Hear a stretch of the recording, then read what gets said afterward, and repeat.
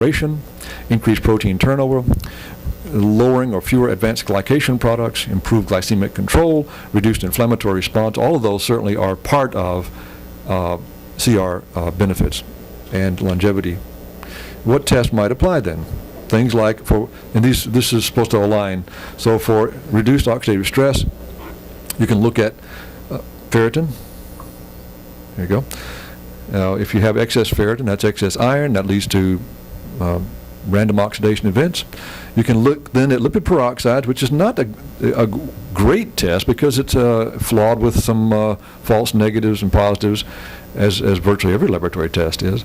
But it is a measure, and it has, by the way, the most widely used measure, if you look at research reports out there, of all oxidative damage markers. Now, it's going to be replaced probably in that sense with things like the 8-hydroxydeoxyguanosine, that one right there. That's the abbreviation for that test, 8-hydroxydeoxyguanosine. That's a DNA damage marker test. It's currently kind of the gold standard, and urine concentrations of that reflect the rate of damage of DNA. That's just some examples of what you can do in the laboratory.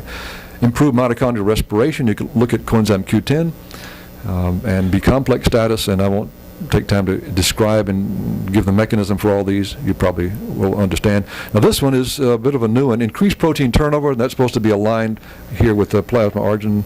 That one goes with this one. And I put that in brackets because this is a hypothesis of mine based on the data from this group that I think these lowered arginines may actually, it's one of the things you can read in positively to what otherwise looks like abnormal, be reflecting improved protein turnover. I'll try to come back to that and give you my rationale for why I think that might be what we're looking at there. Fewer glycation products, you can look at glycohemoglobin, one specific glycation product, hemoglobin being one of the most abundant proteins in the body, is rather sensitive to reveal glucose attachment. And fasting insulin, that's the next point here. Improved glycemic control, look at fasting insulin. That tells you a good bit about that. And then C-reactive protein for reduced inflammatory response. And again, you've already heard from Luigi the story pretty much about those. Okay, otherwise for optimal nutrition, what can you do with nutrients? You can measure, as far as the antioxidant vitamins, fat-soluble A, E, beta-carotene, Q10, you can measure those in serum and get a decent readout of what your status is. If you're low, that's generally not too good. You should have an intake that rises. Now, the question is, if you're normal, if you're in the normal range with a serum concentration, does that mean that all of your functional needs for protection from oxidative damage are being met? Probably not. You see the difference? In other words, think about it like this. I might as well just go ahead. I can't ever resist using my old classroom techniques and saying, okay, guys, we're now going to enter the cell. We have to think like a molecule in order to understand nutrition and biochemistry and metabolism. You have to think like a molecule, certainly like a cell. So let's get inside one. Here we are. We're looking around. The cell membrane's over here, all the walls of this room. These are mitochondria all lined up, right? And what's happening is you have, let's say that we're a muscle cell. Well, it's not a good example, so a liver cell, that's a good example. So flowing through the liver, it's a highly vascularized organ, right? Blood is flowing from actually 3 different systems in and out and so forth. You have the portal circulation bringing nutrients in, and all around the cells are these capillaries that are bringing nutrients and taking things away and bringing oxygen and so forth. Well, in terms of just oxygen, it's flowing in the bloodstream outside the cell, right? In the blood flowing along. It's got to get in here to these mitochondria to do any good for making energy within this cell, right? Or into the peroxisome, one or the other. And so it's got to diffuse across that membrane. That's just, let's say the ceiling is the membrane of the cell, one of them. And in diffusing across, it's likely you've got molecular oxygen now. You can't transport hemoglobin across the membrane. That's a big old protein out there in blood. It won't leave the bloodstream very well, at least you hope not, right? So you've got molecular oxygen dissociating from hemoglobin, penetrating and diffusing through the membrane of the erythrocyte and of the other cells that might be in between, and then finally through this cell membrane. Here comes O2, banging its way in here, right? Not carried by something. Now, oxygen is a oxidative molecule. That's its nature. That's where we get oxidation term, right?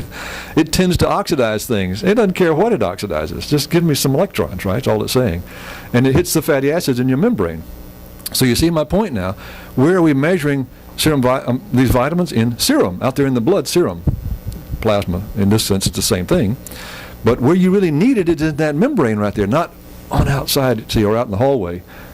See what I mean? So the concentration that you see in serum or plasma is good to know, but even if it's normal, if you have a high rate of oxidant production, even because of genetic factors, toxicant factors, or nutrient insufficiencies, all of those can do that, and it's clearly demonstrated, right?